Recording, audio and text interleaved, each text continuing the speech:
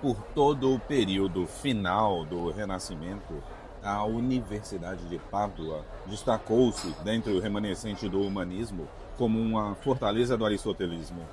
Este não era, porém, o Aristóteles dos escolásticos medievais, interessado principalmente em questões metafísicas, mas um Aristóteles interessado em questões metodológicas.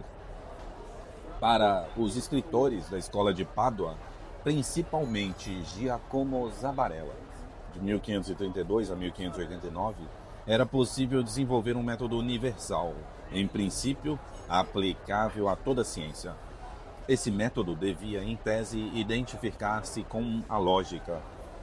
Era inevitável que a lógica aristotélica, com sua ênfase acentuada sobre a função dos silogismos, viesse a se tornar, portanto, de fundamental importância. Se a teologia era uma ciência, como acreditava a maioria dos teólogos ao final do século XVI, ela deveria, em tese, ser capaz de se enquadrar às normas metodológicas gerais, elaboradas para todas as disciplinas pela Escola de Pádua. Assim, em sua aula inaugural em Heidelberg, Zanchi ressaltou que a teologia deveria ser capaz de construir seus fundamentos e elaborar seus princípios com um cuidado semelhante ao da lógica, ou da matemática, se não maior. Até a década de 1560, o aristotelismo estava amplamente consolidado por todas as universidades da Europa, inclusive em muitos centros importantes até então vinculados à reforma. Felipe Melanchthon havia introduzido Aristóteles no currículo em Wittenberg, assim como fez Beza em Genebra. Possíveis rivais, como o sistema de Pierre Rameau, haviam sido eliminados. As universidades luteranas, porém, eram geralmente relutantes em readmitir Aristóteles. Foi apenas por volta da segunda década do século XVII que o aristotelismo foi aceito nesses centros. O impacto de Aristóteles sobre a teologia reformada do final do século XVI é evidente. Silogismos dedutivos formais são encontrados por toda a parte, especialmente nos escritos de Zanchi. O ponto de partida da teologia são princípios gerais e não um acontecimento histórico específico. Contudo, deve-se ressaltar que esses princípios gerais não devem ser entendidos como puramente racionais. Eles são, ao contrário, uma concessão da revelação divina. É esse desenvolvimento que nos permite entender a nova importância que veio a ser atribuída à doutrina da predestinação.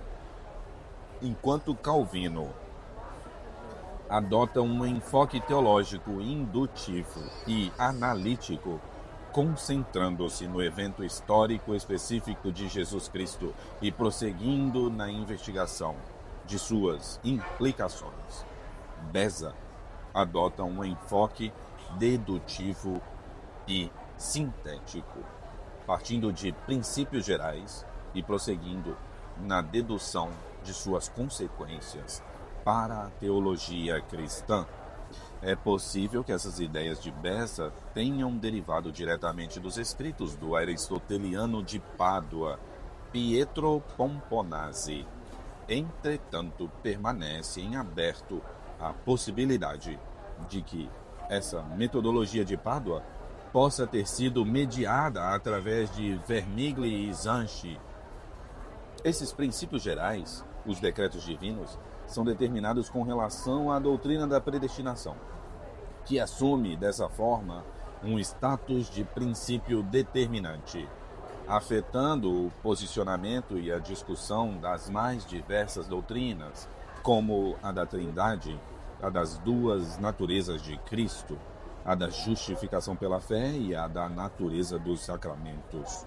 A existência da predestinação é tida como algo que implica em um decreto ou decisão divina de predestinar. E é esse decreto divino de predestinação que assume uma posição predominante dentro do contexto da doutrina de Deus de Teodoro de Beza. É interessante notar que Calvino trata a predestinação como um aspecto secundário da doutrina da salvação, enquanto Beza segue Tomás de Aquino ao torná-la um aspecto da doutrina de Deus. Beza enfatiza que os decretos divinos não são especulações construídas pela imaginação humana, mas devem ser derivados das Escrituras. Porém, a maneira como eles devem derivar implica em tratar as Escrituras como um conjunto de proposições a partir das quais os decretos divinos possam ser deduzidos, e não como um testemunho ao evento central de Jesus Cristo, a partir do qual a natureza da predestinação possa ser inferida.